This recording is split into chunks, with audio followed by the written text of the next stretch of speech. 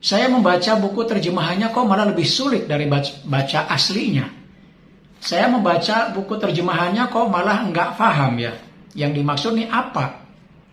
Nah, mungkin salah satu masalahnya. Assalamualaikum warahmatullahi wabarakatuh, teman-teman pembelajar. Bertemu lagi dengan saya di Tadarus Channel. Mudah-mudahan kita semua selalu diberikan kesehatan, keberkahan, dan berbagai nikmat lainnya dari Allah Subhanahu wa Ta'ala. Teman-teman sekalian, di video ini saya akan menyajikan segmen baru, yaitu tentang menerjemahkan teks dari Arab ke Indonesia. Nah, bagaimana cara mudah kita menerjemahkan teks bahasa Arab ke dalam bahasa Indonesia?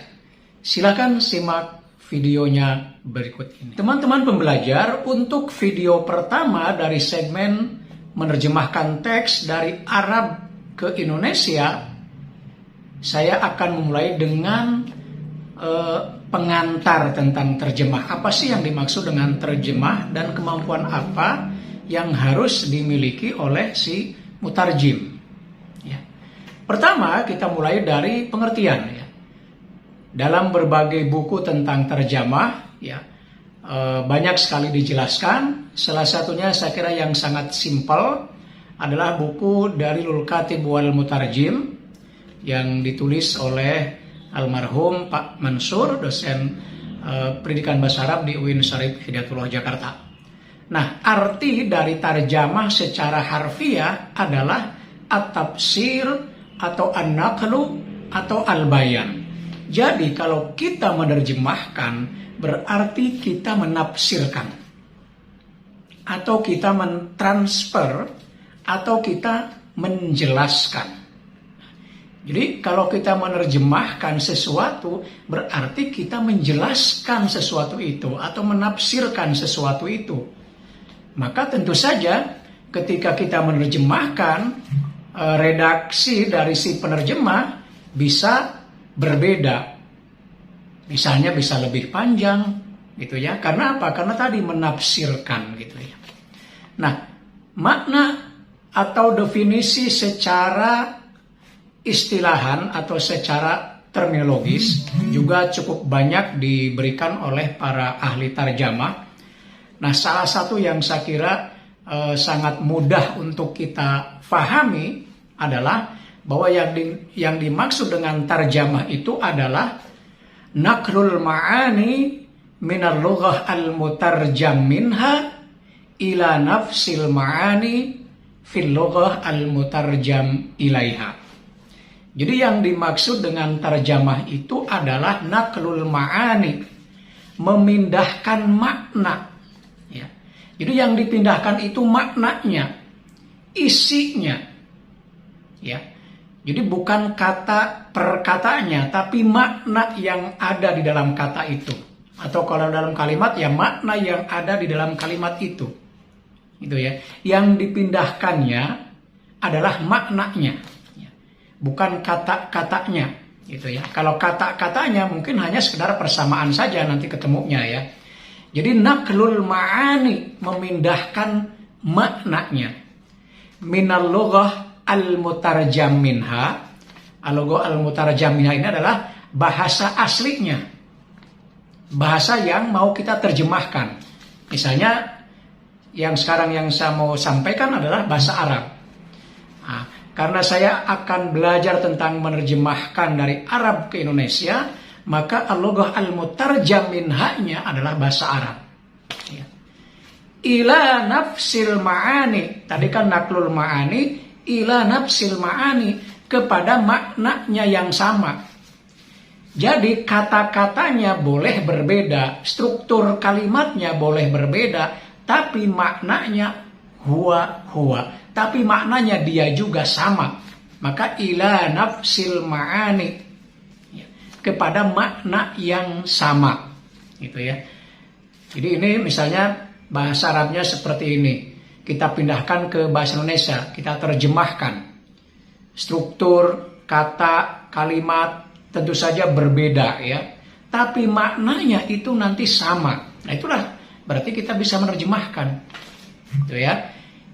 Fil lughah al-mutarjam ilaiha. Ya. Makna yang sama di mana? Di dalam bahasa sasaran. Jadi al-lughah al-mutarjam ilaiha itu adalah bahasa sasaran, dalam hal ini bahasa Indonesia. Gitu ya. Jadi kalau kita menerjemahkan teks dari Arab ke Indonesia, sekali lagi yang kita terjemahkan adalah makna dari kalimat itu, bukan kata per kata. Ya kalau misalnya untuk memahami, sekedar untuk memahami teks, ya, bisa aja kita hanya misalnya kata per kata. Tapi kalau mau menerjemahkan ke dalam bahasa Indonesia, nah itu barulah harus maknanya yang kita pindahkan. Kenapa?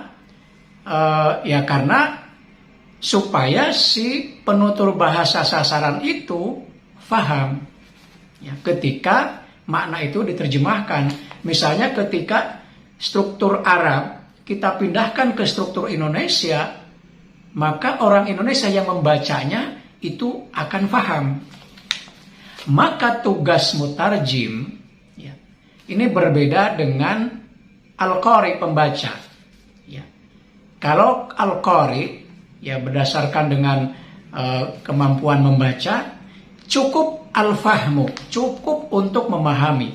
Jadi kalau kemampuan qiraah itu kan tujuannya adalah faham, si pembaca faham, al-fahmu.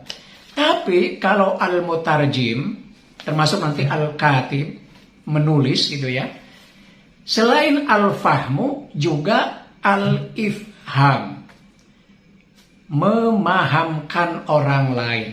Jadi orang lain yang membacanya bisa faham.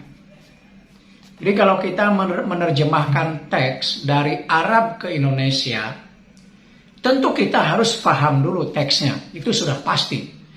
Ya, maka al-katib awil mutarjim itu punya kemampuan al-fahmu dulu yang pertama.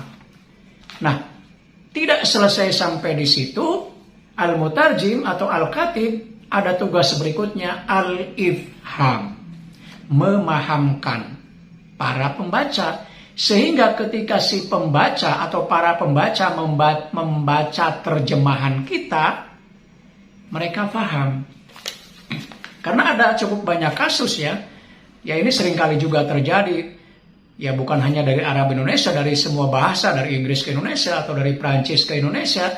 Kadang ada yang suka mengeluh, saya membaca buku terjemahannya kok malah lebih sulit dari baca aslinya. Saya membaca buku terjemahannya kok malah nggak paham ya. Yang dimaksud nih apa? Nah, mungkin salah satu masalahnya adalah si penerjemah hanya fokus kepada struktur kalimat bahasa Inggrisnya, tapi kurang menerjemahkannya ke dalam struktur bahasa Indonesianya. Ya. Jadi sekali lagi setelah kita paham, kita harus memahamkan. Karena itu, ya, kemampuan penerjemah itu harus dua-duanya. Dia selain menguasai bahasa asli, juga harus menguasai bahasa sasaran, idealnya sama bagusnya.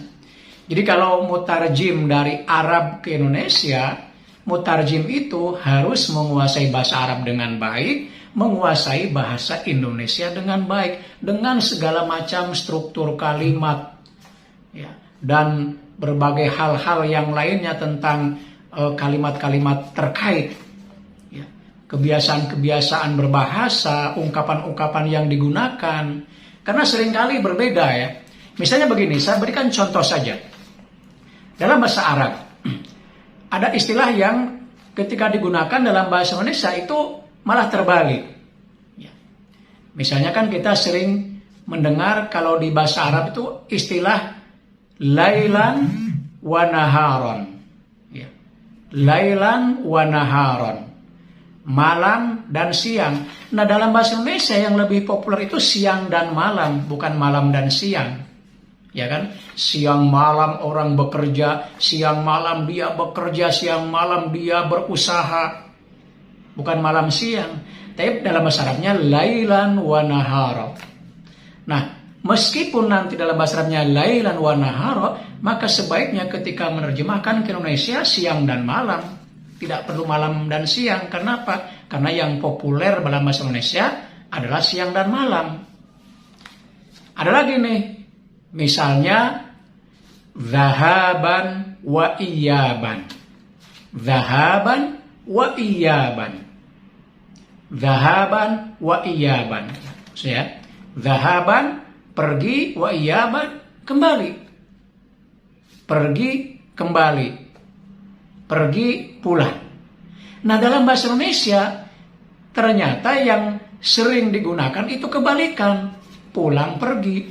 Dia pergi ke Jakarta, Bandung, PP, pulang pergi.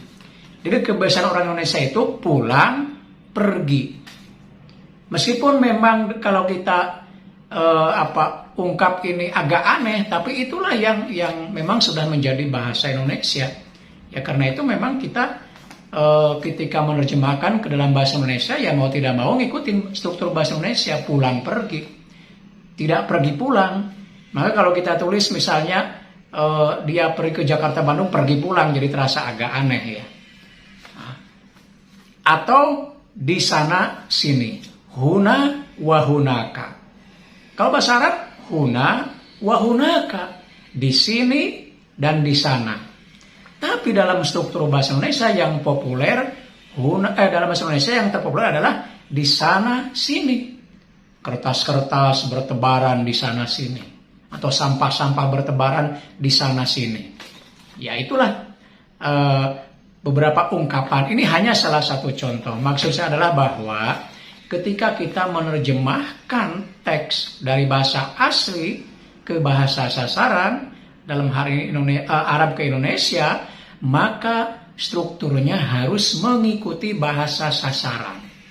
Jadi struktur Indonesianya yang kita gunakan. Tapi nanti kebalikan ketika kita mau menerjemahkan dari Indonesia ke Arab, maka struktur Arabnya yang kita gunakan.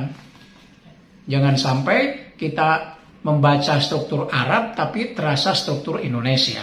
Nah, kira-kira seperti itu ya. Nah, ini pengantar dulu ya. Nanti untuk video berikutnya kita akan belajar secara lebih terperinci lagi ya, bagaimana kita menerjemahkan teks bahasa Arab. Demikian, mudah-mudahan ada manfaatnya. Sampai bertemu kembali di video berikutnya. Assalamualaikum warahmatullahi wabarakatuh.